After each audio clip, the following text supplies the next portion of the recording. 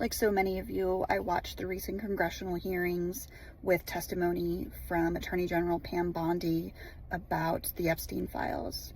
And there's a moment that is going, I suppose, what we would call viral, where the survivors in the room are asked if there had been any outreach or if they had been notified by the Department of Justice of any updates.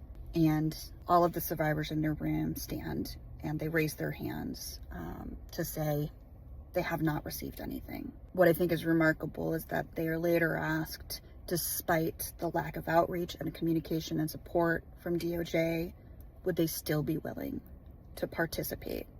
And the answer is yes. All of them resoundingly yes, raised their hands. This moment is devastating and heartbreaking, I think, for a reason.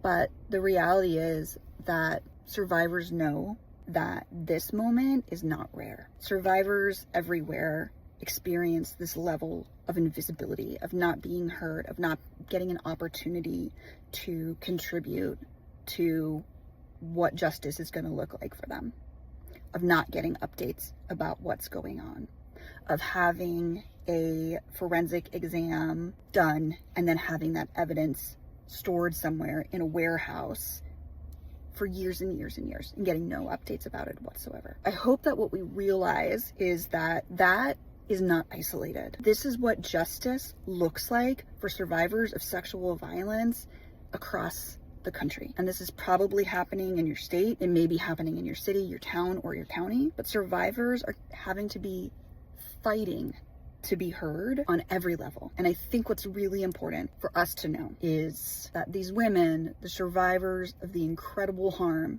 that Epstein and his peers caused, are fighting not just for themselves, but they're fighting for the rights of survivors worldwide. So pay attention not just to this case, pay attention to what's happening in your own community. And to the survivors who felt that in the pit of their stomach, I see you. And your time will come, I hope, for you to have that moment to be seen too.